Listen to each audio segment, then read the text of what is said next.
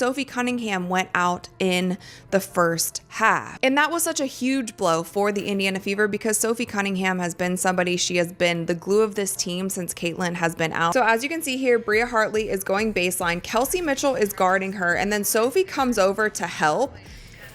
And then Bria Hartley falls on her leg and Sophie immediately grabs like her shin area. She is playing so incredibly well during the second half of this season. She plays hard every single night. She's super tough. She doesn't make excuses. Like, she is somebody who has really held this team together. Imagine this. Your teammate goes down screaming in pain. Your bench is rattled and critics already think you're underperforming. Most teams collapse, but instead, Kelsey Mitchell lit the scoreboard on fire, delivering nearly all of her 38 points in the second half and overtime. Meanwhile, Sophie Cunningham's family was furious online, blaming the officials for her injury. This wasn't just a win, it was a drama-filled survival story. Before we move on, I will like you to subscribe to the channel and like the video. You think the Fever were rolling, right? Not even close. It started out messy from the jump. Every possession felt like it could turn into a turnover, and against a Connecticut team that wasn't even at full strength, it looked embarrassing. You'd swear Indiana was the undermanned squad the way points kept slipping away. What is it about this group where resiliency, things like what happened to Sophie, what is it about them that seems to bring the best out in them? First and foremost, they're good human beings. You know, they're selfless, they're tough, and every single person on this roster is valued for how they impact winning, whether they play a second or not. They give and give and give to this team, and I'm thankful for this group. The Sun were missing key players, yet they were hanging tight and making the Fever pay for every mistake. Fans were restless, the arena sounded more nervous than hyped, and you could feel the tension creeping in. It wasn't just about one bad stretch, it looked like the game, and maybe the week could get away from them completely. Now add in the fact that Sophie Cunningham had already gone down earlier, and you could sense the weight of that absence smothering the team's rhythm. She's not the main scorer, but she's the type of player who gives grit and spacing. Lose that, and it's like taking out one of the beams from a shaky structure. People doubting if the Fever could even close this out against a depleted Connecticut squad suddenly had ammunition. Every clunky pass, every defensive breakdown, it all added fuel to that doubt. Imagine sitting there as the second half kicks in. The scoreboard says it's close, but it doesn't feel like Indiana has any grip on the momentum. Every trip down the floor looks sloppy. The Sun move the ball around, get clean shots, and the Fever just stumble trying to answer.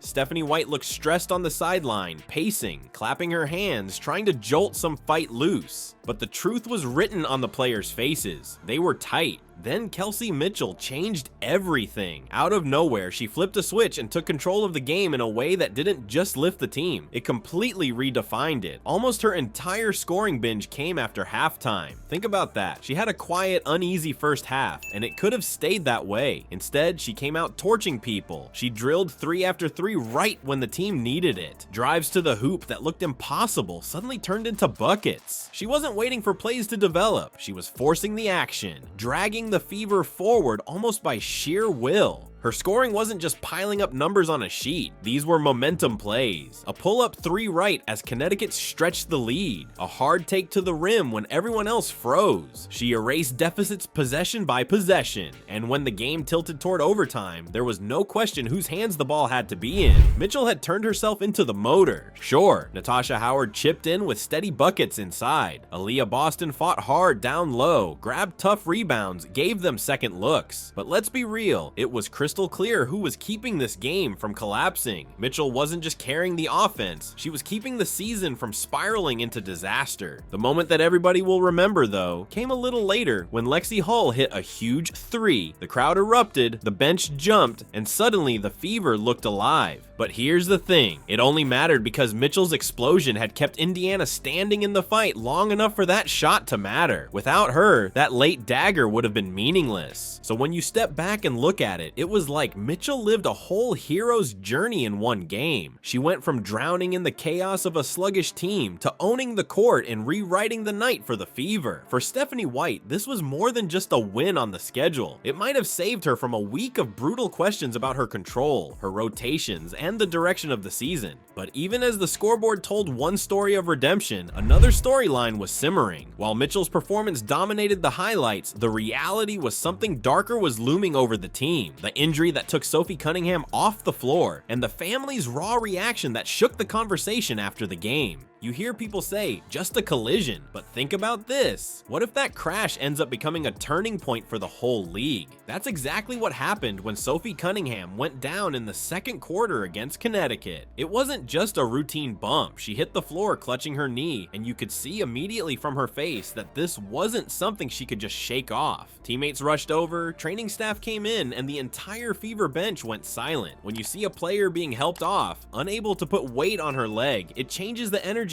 instantly. Even the crowd that had been buzzing after Kelsey Mitchell caught fire suddenly fell into a nervous hush because everyone knew this could be serious. The bigger problem, Indiana simply couldn't afford another loss. Caitlin Clark was already stuck on the sidelines, and now Cunningham was gone too. That left a gaping hole on the wing, forcing the Fever to rely on rotations they hadn't really used or trusted. If there's one thing you don't want in the middle of a scrappy game, it's to have your depth ripped apart. Even though Cunningham isn't always the headline grabber, her defense and spacing have been crucial. Take her away at the same moment Clark is missing, and suddenly the Fever are weaker in ways the box score doesn't even show. That's why losing Cunningham at that specific moment felt like a gut punch more than just a minor setback. When replay angles came up on the arena screen, everyone had an opinion. On the surface, it looked like Bria Hartley was making an aggressive drive into the paint, and her momentum just carried her into Cunningham's leg. To some people, that was just bad luck, the kind of accidental tangle that happens in any game, but others weren't so forgiving. Slow it down frame by frame, and Hartley's body position looked reckless, her shoulder hurling forward, no control, crashing straight through space that Cunningham had established. These kinds of plays are tricky because basketball is, and always will be, a contact sport, but context is everything. And here's where that context kicked in. Hartley has already built a reputation this year for her style of play. She's been ejected, she's drawn heat for her physicality, and whether fair or not, fans were ready to put this latest collision under the harsher lens of intent. Was it a freak accident, or was it a continuation of something the league refuses to rein in? That single question flipped social media upside down. Cunningham's sister jumped online immediately and attacked the refereeing, straight up saying the W wasn't protecting players and calling the officiating pathetic. Then her mom weighed in too, going even further, accusing Hartley of being deliberately mean and completely out of control. That post didn't last long before disappearing, but once screenshots are out, they spread like wildfire. Fans grabbed hold of them, plastering their own takes all over Twitter, Instagram, and even group chats. Before long, debates weren't just about Cunningham's diagnosis,